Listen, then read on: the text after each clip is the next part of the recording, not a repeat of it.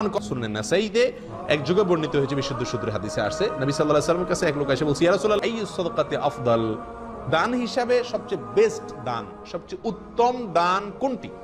নবী সাল্লাল্লাহু আলাইহি ওয়াসাল্লাম তখন তাকে বললেন সাকিয়ুল মা, মানুষকে পানি পান করানো। মানুষকে কি করানো? অন্যকে পানি পান করানো, এটা হলো দানের মধ্যে সবচেয়ে বেস্ট এবং উত্তম দান।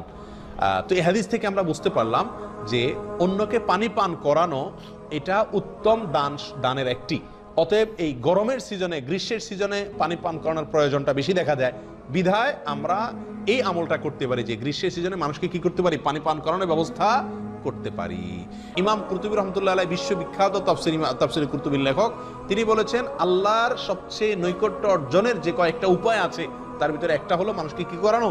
পানি পান করানো। আমাকে যার যার সামর্থ্য অনুযায়ী তো আল্লাহ তাআলা জিজ্ঞাসা করবেন, আমার গরমের সময় কাউকে একটু কি করানো?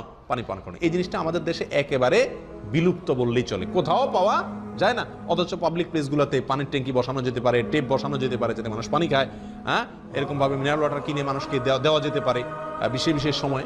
এগুলো আমাদের করা দরকার, চেষ্টা করবো তো ইনশাআল্লাহ। আল্লাহ তাআলা আমাদেরকে তৌফিক দান করেন।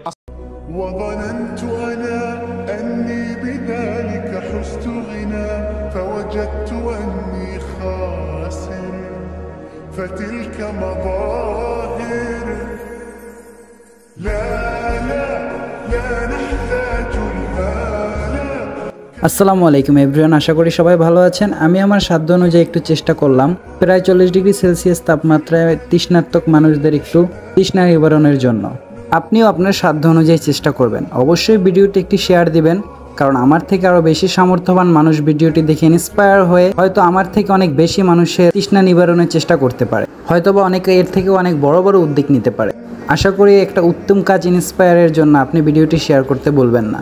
আর অবশ্যই আমার জন্য দোয়া করবেন, আল্লাহ যেন আমার তৌফিক বৃদ্ধি করে দেন। পুরোটা সময় পাশে থাকার জন্য সকলকে অসংখ্য ধন্যবাদ। ভালো থাকবেন, আল্লাহ হাফেজ।